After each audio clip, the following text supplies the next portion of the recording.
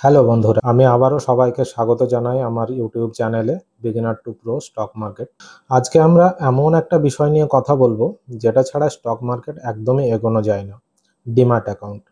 Demat account হচ্ছে এমন একটি ডিজিটাল অ্যাকাউন্ট যেখানে আপনি ইলেকট্রনিক্যালি আপনার শেয়ার বা স্টকস আপনি হোল্ড করে রাখতে পারেন। এটা একদম সেভিংস ব্যাংক অ্যাকাউন্টের মতো।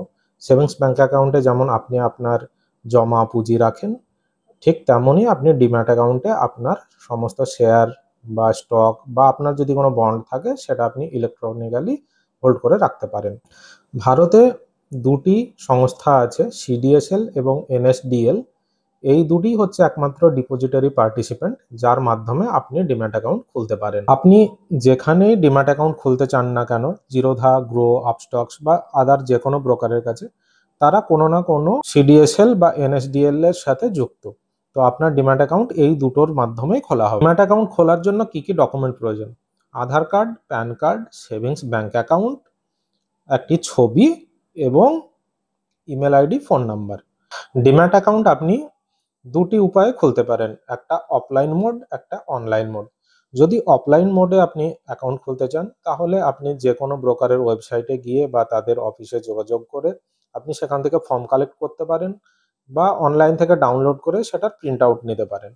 তারপরে অফলাইনে কিছু সিগনেচার বক্স থাকবে যেখানে আপনি প্রত্যেকটা বক্সে সিগনেচার করবেন, ফটো অ্যাটাচ করবেন ফিজিক্যালি এবং ফর্মটিকে আপনার হেডকোয়ার্টারে বা সাব ব্রাঞ্চে জমা করতে হবে উইথ ডকুমেন্টে আধার কার্ডের জেরক্স, প্যান কার্ডের জেরক্স এবং আপনার সিকেওয়াইসি ডিটেলস কিছু তথ্য দিতে হবে।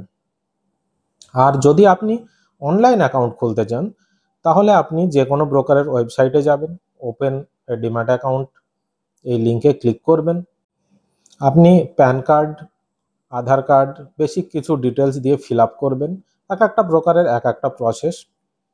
তারপরে আপনি ডিজিলকার দিয়ে আপনার আধার ভেরিফাই করতে পারেন, সেক্ষেত্রে আপনার ছবি ম্যান্ডেটরি নয়, আধারের ইনফরমেশন অটোমেটিক্যালি ফেচ করে আপনার অটো ফিল আপ হয়ে যাবে। নেক্সট আপনাকে একটি সেভিংস ব্যাংক অ্যাকাউন্ট লিঙ্ক করতে হবে, যে ব্যাংক অ্যাকাউন্ট থেকে আপনি আপনার ট্রেডিং অ্যাকাউন্টে ফান্ড অ্যাড করবেন বা আপনি উইথড্রল করবেন। তারপরে আইপিভি বা ইন পারসন ভেরিফিকেশনের জন্য আপনার একটি ছবি বা লাইভ ভিডিও ক্যাপচার হতে পারে, সেটা নাও হতে পারে, ডিপেন্ডস অন ব্রোকার।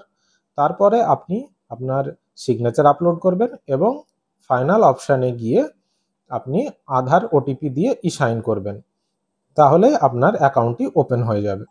তো ডিম্যাট অ্যাকাউন্ট কোথায় খুলবেন? তো ডিম্যাট অ্যাকাউন্ট খোলার জন্য বেসিক যে জিনিসগুলো আপনি লক্ষ্য রাখবেন সেটা হচ্ছে সর্বপ্রথম কম ব্রোকারেজ। কোন ব্রোকার একদম কম ব্রোকারেজ অফার করছে, তাতে আপনি আপনার সেভিংস অনেক করতে পারবেন। নেক্সট যে জিনিসটি খেয়াল রাখবেন সেটা হচ্ছে ইউজার ইন্টারফেস। ইউজার ইন্টারফেস কতটা ইজি, কতটা চার্টিং অপশান দিচ্ছে, আপনি কিভাবে কত সহজে আপনি অর্ডার প্লেস করতে পারছেন, আপনি কত ফাস্ট অর্ডার এক্সিকিউট করতে পারছেন, বিগিনার ফ্রেন্ডলি, এগুলো আপনি লক্ষ্য রাখবেন। থার্ড যে জিনিসটি গুরুত্বপূর্ণ সেটি হচ্ছে কাস্টমার সাপোর্ট। আপনি এমন একজন ব্রোকার চুজ করবেন যার কাস্টমার সাপোর্ট খুবই ভালো এবং মাল্টিলিঙ্গুয়াল। আমি পার্সোনালি জিরোধা রিকমেন্ড করি। তো আমার নিচে ডেসক্রিপশন লিঙ্কে জিরোধা অ্যাফিলিয়েট লিঙ্ক দেওয়া থাকবে। আপনারা যদি কেউ ইচ্ছুক হন ডিম্যাট অ্যাকাউন্ট খুলতে, আপনি ফ্রিতে জিরোধায় অ্যাকাউন্ট খুলতে পারেন। তো পরবর্তী ভিডিওতে আমরা শিখব যে আমরা কিভাবে প্রথম শেয়ার কিনবো বা বিক্রি করব থ্রু ট্রেডিং অ্যাকাউন্ট। আর আমরা শিখব নতুন বিনিয়োগকারী হিসাবে কোন ভুলগুলো এড়ানো উচিত এবং কোনগুলো করবেন। ভিডিওটি মিস না করতে চাইলে এখনই সাবস্ক্রাইব করুন। আপনার যদি কোনো প্রশ্ন থেকে থাকে কমেন্ট বক্সে অবশ্যই জানান। ধন্যবাদ, দেখা হবে পরের এপিসোডে।